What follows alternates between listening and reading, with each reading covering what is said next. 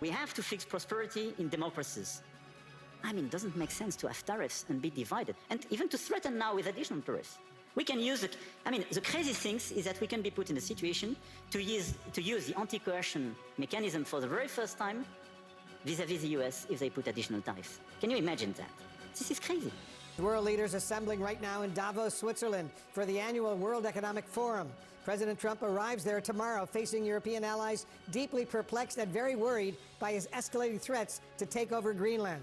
This morning on social media, he posted this AI-generated image of him planting the U.S. flag in Greenland with a sign declaring it a U.S. territory established this year. Overnight, the president added his own baffling twist by leaking this private message from the French president, Emmanuel Macron. And I'm quoting now, "My friend, we are totally in line on Syria. We can do great things on Iran. I do not understand what you are doing on Greenland," end quote. And just a short time ago at the forum, Macron criticized President Trump's policies. Listen. Without collective governance, cooperation gives way to relentless competition.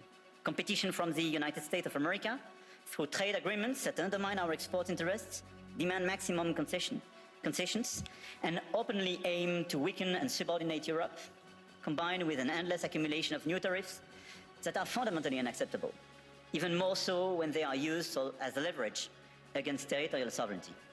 Let's go live right now to CNN's Kevin Liptak over at the White House. Kevin, the president speaks tomorrow at the Economic Forum in Davos, Switzerland. Do we know what his message will be?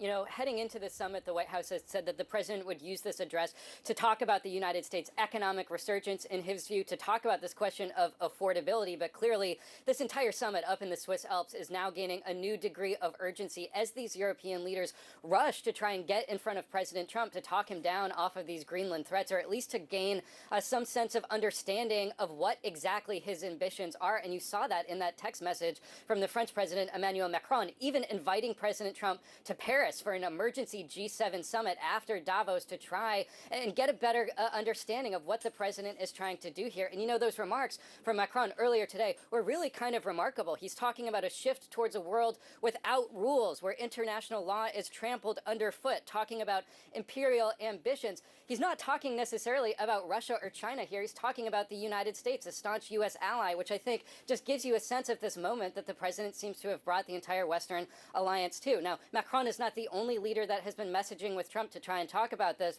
The president also posted a message from Mark Rutte, the Secretary General of NATO, who has spent the entire last year trying to cultivate President Trump. What Rutte said is that he was going to spend his time at Davos talking about President Trump's foreign policy accomplishments, really kind of a sycophantic message, and saying that he was committed to finding a way forward on Greenland. Now, it doesn't seem as any of this is having much of an effect on President Trump. He was out yesterday talking about Greenland, really sort of hardened in his position. He does say that he's committed to a meeting with various parties in Davos to discuss all of this, but he said that he had expressed to everyone, quote, very plainly, that Greenland was an imperative for the entire world's security and that there could be no going back. So as President Trump said yesterday, this is going to be a very interesting Davos. Wolf. It certainly will be. Kevin Liptak at the White House for us. Thank you very much. And joining us now, the former U.S. ambassador to NATO, Ambassador Kurt Volker. Ambassador, thanks so much for joining us. You're there in Davos. President Trump overnight shared a text message from the French president, Emmanuel Macron, that said in part, and I'm quoting him now, "I do not understand what you are doing on Greenland," end quote. What do you make of this latest text message now released by the president, President Trump, and the president of France? Yeah. Well, first off, President of France can't be very happy that President Trump is sharing his text messages publicly. But that being said, I think President Macron was saying it very genuinely. Talking to Europeans here in Davos and earlier this past 10 days or so in Brussels and in London, people simply don't understand why President Trump thinks he needs to own Greenland. We recognize that Greenland is part of Danish territory by treaty. Denmark recognizes that the U.S. has the right to put any military facilities on Greenland that we feel that we need to.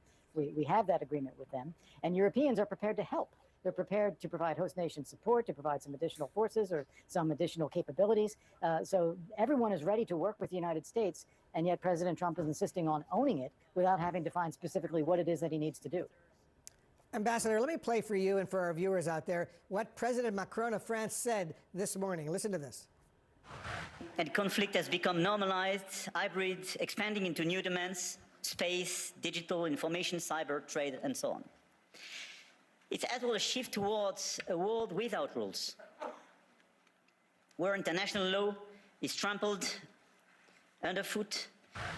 How concerning are his comments, you think?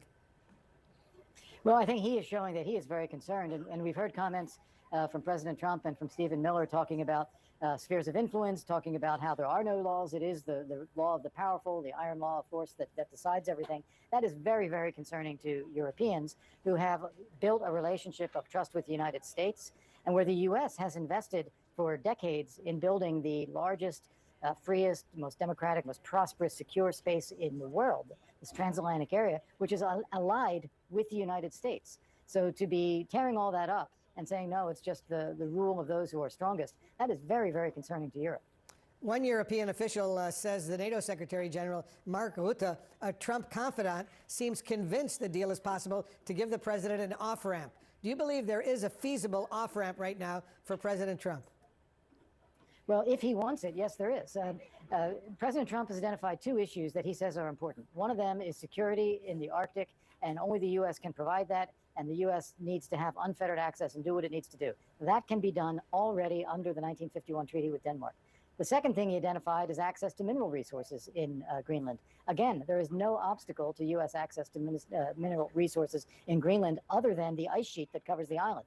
So it is expensive and difficult, but there's no other impediment, legal or political or otherwise. So if we come up with a formula that identifies and specifies the U.S. has these rights to do anything it needs to militarily for security of North America, to access mineral rights there, and we could even go so far as to suggest that the bases that the U.S. has in Greenland, we can have more of them. We used to have 17. We're down to 1. We can build back up again if we want to. And those bases could even be sovereign U.S. territory, but not all of Greenland and the people of Greenland who do not want to be part of the United States. In referring to President Trump's aspirations to acquire Greenland, the Danish foreign minister told reporters, and I'm quoting him now, there are red lines which can't be crossed. What do you believe those red lines are? Sovereignty. It is the United States forcibly taking away territory from a NATO ally.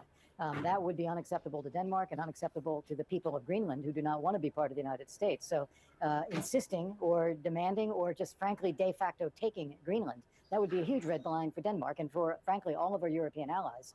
And I just have to point out the NATO treaty is about protecting the territory of all our NATO allies, including the United States. It was invoked only once when the United States was attacked by our allies to support the United States.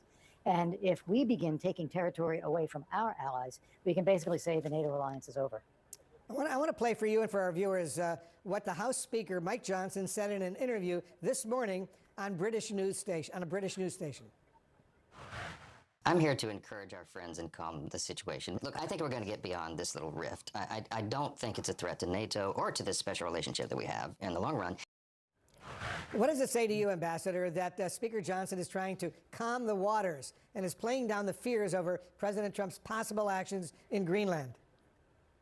Well, look, I think that he's right to try to do that, that we don't want to see Europe retaliate against the United States. These tariffs were announced. Let's hope that they're not implemented. Let's see how the U.S. and Danish delegations meet and discuss. Remember, the Danish foreign minister and Greenlandic foreign minister met with Secretary of State Rubio and Vice President Vance last week. They agreed to set up a high-level working group. They agreed to keep talking. If they can come up with a formula that satisfies the United States' substantive requirements, militarily, economically, politically, then that would be a soft landing and where we should aim to go. The problem has been President Trump's insistence on simply the idea of ownership.